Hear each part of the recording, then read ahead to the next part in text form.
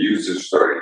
Mohammed, could you please share with us what is a user story from your perspective? And I know you'll actually are sharing with us an actual user story from an Yeah, actual problem. yeah. Actually, I went and then shared my screen to show you an actual example of a user story.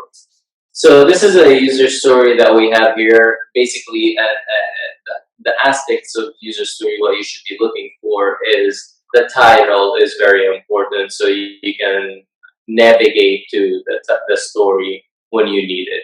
And also, you're gonna need to have the acceptance criteria and description of the story. Usually, it's recommended to have every story linked to an epic because that story serves to deliver that epic at some point in time. An epic is feature in software development. Jira calls it an epic.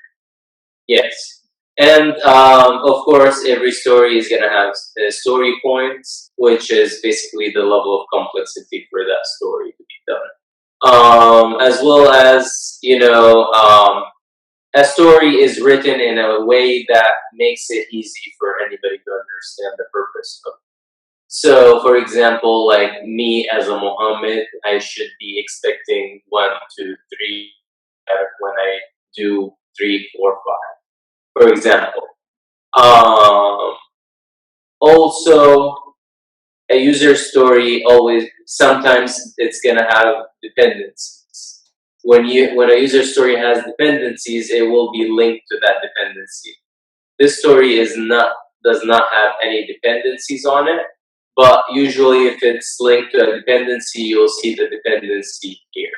Yeah, and let me super quick show. So a user story, if you want to kind of like create a new user story or edit this user story.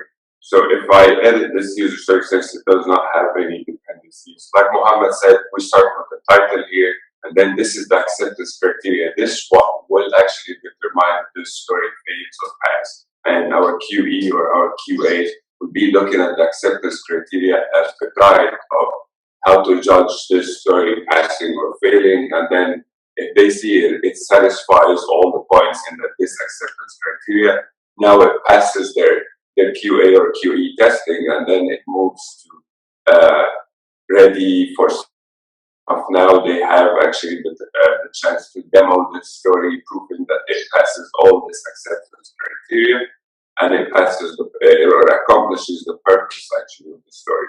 So acceptance criteria here are update and create data hub, number of record process, dashboard should have these entities. Splunk users should record all the data, and pretty much having everything very specific. Data in the dashboard should be in environments like dev environment, test environment. This user has 8 story points, and the user actually goes back. The user goes like this. As a technical architect, which Muhammad said, as Muhammad or as my role in this organization, I could be as a customer, as a technical architect, as a partner, as a QE, could be as a lot of people actually. So in this case, as a technical architect, I want to create a dashboard in Splunk, which is a monitoring tool that monitors actually the movement of data. So that we want here to kind of implement Splunk with a number to show us the number of records loaded for each entity in Data Hub. So here is the purpose of the story, so that it helps us to monitor data load. Now we understand who the story will serve, which is the technical architect. Why are we doing it? To monitor the data, and what does it do? Actually, it should be doing this. And about linking dependencies here, if you go to edit the story, and pretty much now we open the hood to see, or we popped up the hood to see what's inside this story. So this is the summary, this is the user story, and we wrote in the acceptance criteria. We did put story points, we added the epic that Muhammad said, and then we assigned it to a team, and we can see here, I can do it very quick here.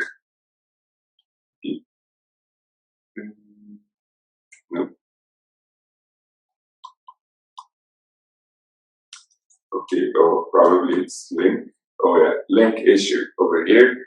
So you could see here, we could choose blocks or blocked by. So I could put it blocked by another story, and then I could add the other story 4, 5, 6. Other story will pop up, and then I could add.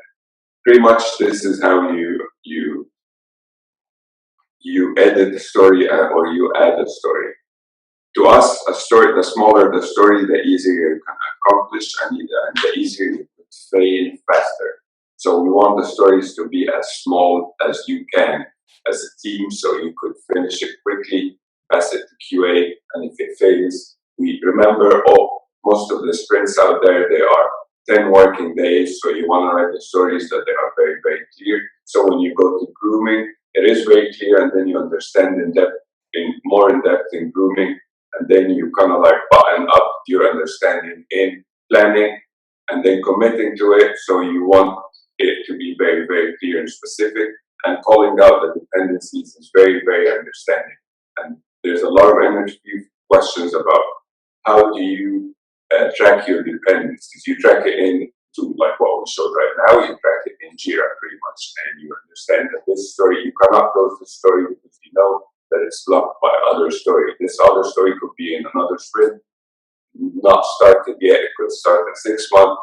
You gotta, as a Scrum Master, track and understand where's the other story, with who, which other team that they're working on, kind of understand how to go from there. Also, just to add to that, keep in mind everything you do in Jira is documented in the history of the story. So Jira does very, very, very good track of anything you do. So in the history. So you can see here, like for example, if there's any comments, it would appear in the story.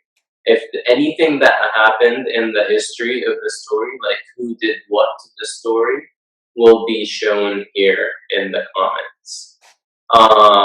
Another thing is every story should be assigned to a team, and every story should be assigned to a person, which a developer, and every story is going to have a reporter, which is the person who created that story in the first place.